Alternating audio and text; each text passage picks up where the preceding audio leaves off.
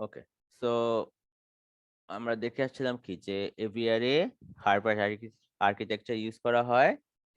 Harvard আর্কিটেকচারের কারণে programme memory এবং ডেটা মেমোরি আলাদা থাকে। এই প্রোগ্রাম এবং ডেটা মেমোরি আলাদা থাকার কারণে আমরা প্যারালালি কাজ করতে পারি। তো এটা বলে আসছিলাম যে ডেটা মেমোরি আসলে 3 ভাগে ভাগ করা। একটা হচ্ছে আইও রেজিস্টার, আর একটা হচ্ছে এসআরএম, এবং finally general purpose register. Okay, data memory equals to IO register plus SRAM plus general purpose register. Okay, তো আমরা বলছিলাম যে IO রেজিস্টার সবসময় বাই ডিফল্ট অন চিপ থাকে 64 বাইটস এর। আর জেনারেল পারপোজ রেজিস্টার তো টোটাল আমরা জানি যে এভিআর এবং 8051 এর দুইটাতেই 32টা 32টা জেনারেল পারপোজ রেজিস্টার, এবং প্রত্যেকটা register is of 8 bits. So 1 bit equals to কত? 1 বাইট ইকুয়ালস টু 8 বিটস, তাই না? 1 বাইট ইকুয়ালস টু 8 বিটস। তো যেহেতু 32টা এরকম জেনারেল পারপোজ রেজিস্টার আছে এবং প্রত্যেকটা রেজিস্টারের সাইজ হচ্ছে 1 বাইট করে, তো ওর সাইজ হবে 32 বাইট করে। অলরাইট, সো এগুলা বাধা যে আইও রেজিস্টারের সাইজ 64 বাইট, জেনারেল পারপোজ রেজিস্টারের সাইজ 32 বাইট। ওকে, আচ্ছা একটু লাইনে থাকেন দাঁড়ান।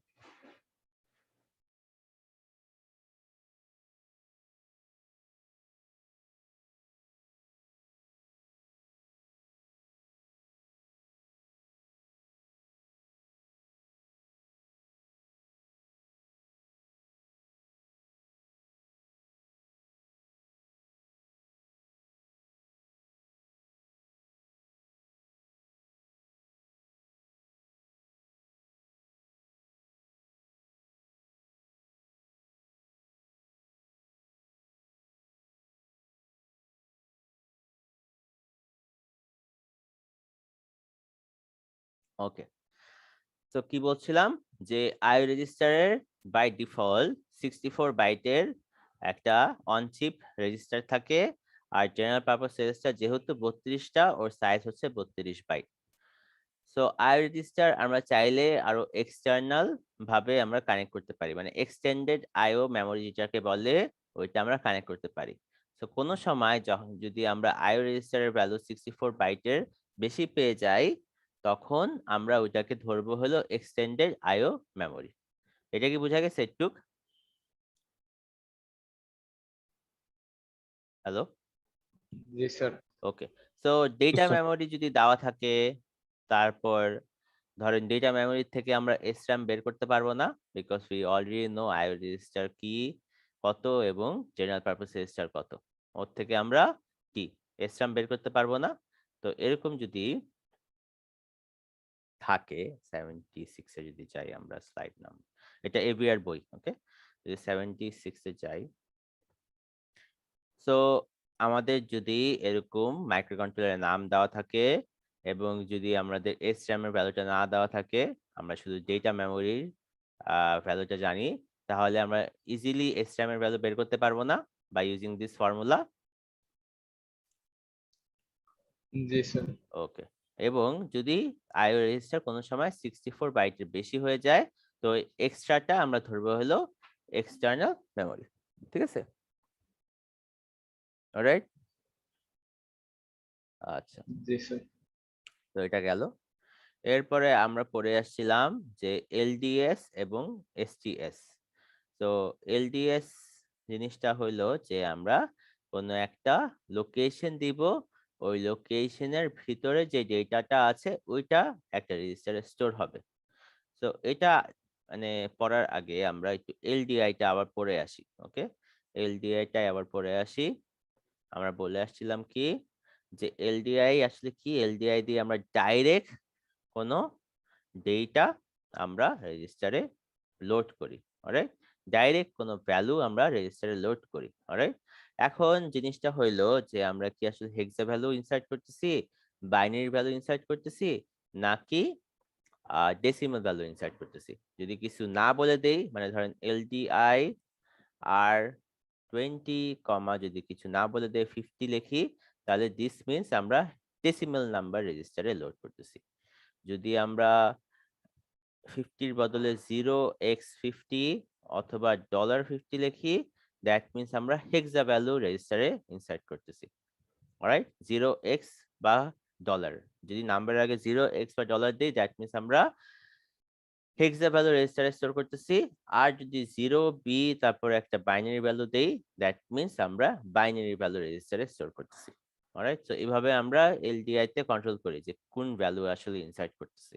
অলরাইট, কিছু না দিয়ে রাখলে ডেসিমেল, 0x ডলার দিলে হেক্সা, আর 0b দিলে বাইনারি। অলরাইট, সো আমরা এলডিএস পড়লাম। আর এসটিএস জিনিসটা কি? এসটিএস হচ্ছে পুরাপুরি উল্টা।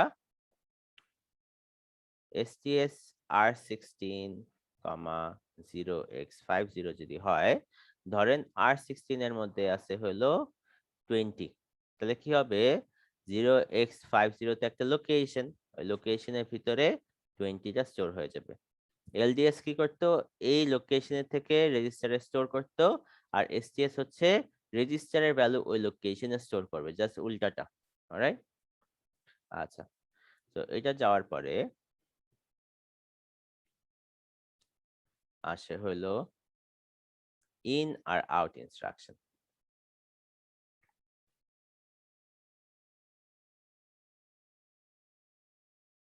ওকে, ইন ইনস্ট্রাকশন আমরা নাম দেখে বুঝতে পারতেছি, আমরা যদি কিছু ইনপুট দেই, ওই ইনপুটটা রেজিস্টারে যে স্টোর হয়। তো এই ইনস্ট্রাকশন মানে ইন ইনস্ট্রাকশন দিয়ে আমরা কি করি? ধরেন এ হচ্ছে আমাদের মাইক্রো কন্ট্রোলার। অলরাইট, তো এই কয়টা পিন হচ্ছে ধরেন আমাদের ইনপুট আউটপুট পিন। তো প্রত্যেকটা ইনপুট আউটপুট পিনের সাথে একটা করে রেজিস্টার কানেক্ট করা। তো এগুলা হচ্ছে সব রেজিস্টার, এবং প্রত্যেকটা রেজিস্টার 1 বাইট করে স্টোর করতে পারে। তো যখনই আমরা কিছু একটা জিনিস, একটা ধরেন এই পিন দিয়ে একটা জিনিস আমরা ইনপুট দিলাম, তখন কি হলো? ওই ইনপুটটা স্টোর হয়ে গেল হলো এই রেজিস্টারে। তো যখন আমরা এই ইনস্ট্রাকশনটা লিখবো, ইন আরডি কমা, ধরেন এই পিনের নাম্বার হলো 8, ইন আরডি কমা 8, তখন কি হবে? যে 8 নাম্বার পিনে যে আমরা ইনপুট দিয়েছিলাম, ওইটা তো একটা রেজিস্টারে স্টোর হয়েছিল, তাই না? তো ওই রেজিস্টারের একটা লোকেশন আছে। ওকে, লোকেশনটা হচ্ছে 8। তো 8 এর ভিতরে যে কন্টেন্টটা আছে, ওইটা আরডি তে স্টোর হয়ে গেল। তো এই একই জিনিস কোন আরেকটা ইনস্ট্রাকশন করে আপনারা কি বলতে পারবেন? যে আমরা একটা লোকেশনের থেকে ভ্যালু নিয়ে রেজিস্টারে স্টোর করতেছি, এটা কি কোনটা আরেকটা ইনস্ট্রাকশন করে এরকম একই কাজ? এনিওয়ান? একই কাজ কোন আরেকটা ইনস্ট্রাকশন করে?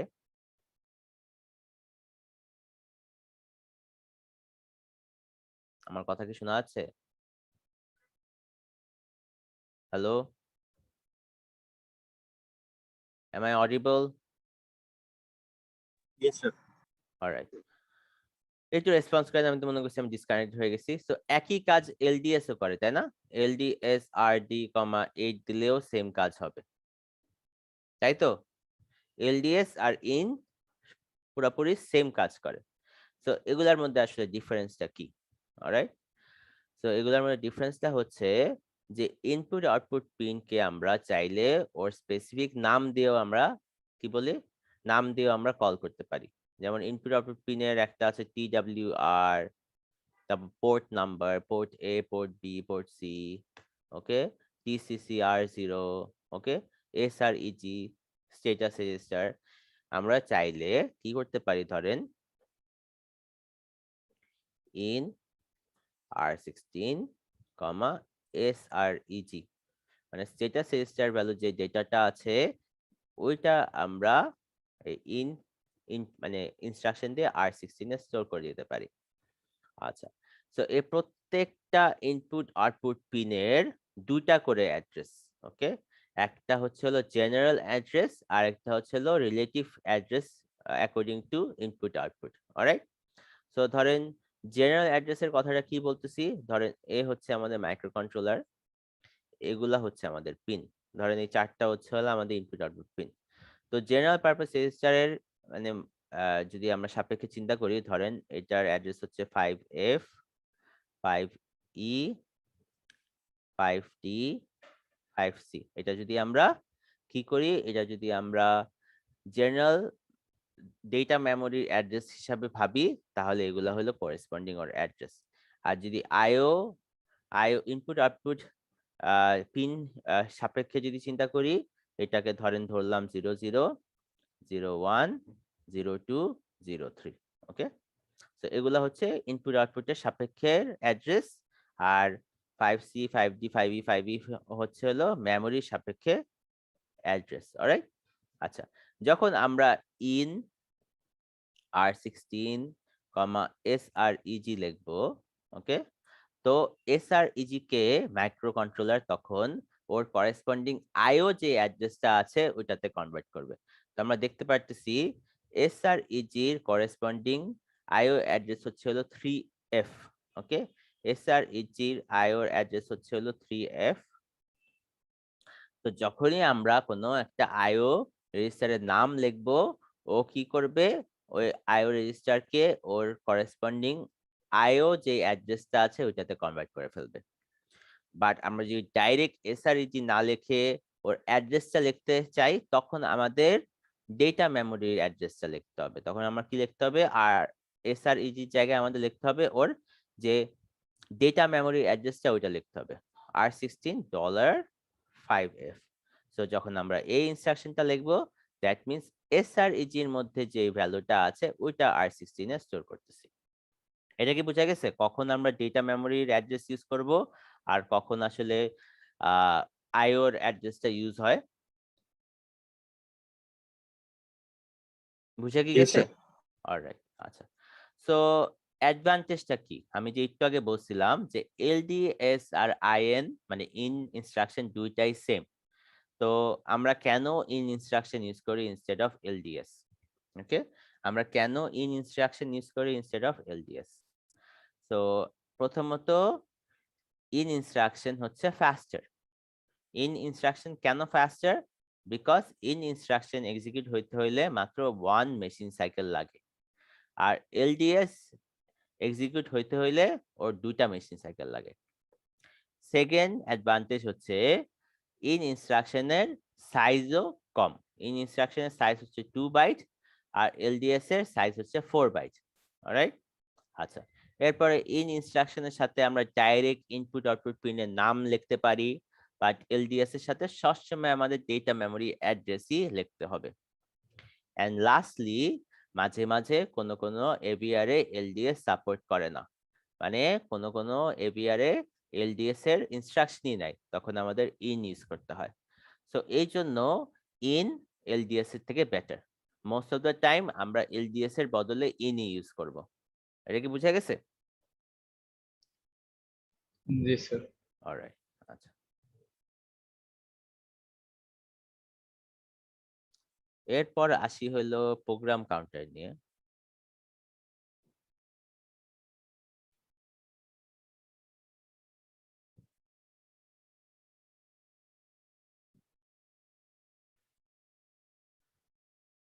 আচ্ছা, তো এভিআর এ আমরা আগে দেখে আসছিলাম কি যে 8051 এর কথা যদি আমরা ভাবি, প্রোগ্রাম কাউন্টারটা 8 বিটস এর হয়। প্রোগ্রাম কাউন্টারটা 8 বিটস এর হয়, এবং 8 বিটস কেন লিখতেছি আমরা, বিকজ প্রোগ্রাম কাউন্টার নেক্সট ইনস্ট্রাকশনের অ্যাড্রেসটা স্টোর করে রাখে। অলরাইট, বাট এভিআর এ আমরা আগে কি বলছিলাম যে এভিআর এ আমরা মডেল নাম্বার দেখে বুঝতে পারি যে ওর প্রোগ্রাম মেমোরি কতটুক হবে। অলরাইট, ওর মডেল নাম্বার দেখে আমরা বুঝতে পারি প্রোগ্রাম মেমোরি কত হবে। তো যত বেশি প্রোগ্রাম মেমোরি, তত বেশি ওর প্রোগ্রাম কাউন্টারের সাইজ। ওকে, যদি প্রোগ্রাম মেমোরি সাইজ বেশি হয়, তাহলে প্রোগ্রাম কাউন্টারের সাইজও বেশি হবে। প্রোগ্রাম কাউন্টার আর যদি মেমোরির সাইজ কম হয়, তাহলে প্রোগ্রাম কাউন্টারের সাইজ কম হবে। অলরাইট, তো যদি 32 কিলোবাইটের একটা প্রোগ্রাম মেমোরি হয় বা ফ্ল্যাশ মেমোরি হয়, তখন প্রোগ্রাম কাউন্টারের সাইজ হচ্ছে 14 বিটস। অলরাইট, মানে ও 16K মেমোরি লোকেশন মানে নিতে পারবে আর কি, ঠিক আছে। 16K মেমোরি লোকেশনও যেতে পারবে ওর মানে সাধ্যে, মানে ওর রেঞ্জের মধ্যে 16K মেমোরি লোকেশন আছে। যদি ধরেন 64 হয়, তখন ওর প্রোগ্রাম কাউন্টারের সাইজ হবে হলো 15 বিট। অলরাইট, দ্যাট মিনস ও 32 লোকেশনস ও কি করতে পারবে, 32 লোকেশনস ও এক্সিকিউট মানে ও রেঞ্জে রাখতে পারবে। ওকে, আচ্ছা। তো এখানে কি লেখা আছে দেখায় যে in AVR microcontrollers each flash memory location is 2 bytes wide. Okay, 2 bytes wide. For example, in at Mega 32 whose flash is 32 kilobytes, the flash is organized as 16K into 16 and its program counter is of 14 bits wide. All right, so to the power 14 equals to 16K memory locations. So 14 বিটসের জন্য ও 16K memory location access করতে পারবে। আর at Mega 64 এর সময় 15 bit program counter, so ও কি করতে পারবে, 32K bits যেই কিলো বিটস যেই অ্যাড্রেস স্পেস ওইটাও অ্যাক্সেস করতে পারবে। So depending on the program memory size, program কাউন্টারের সাইজও ডিফার করে। অলরাইট, তো এটাই আসলে যে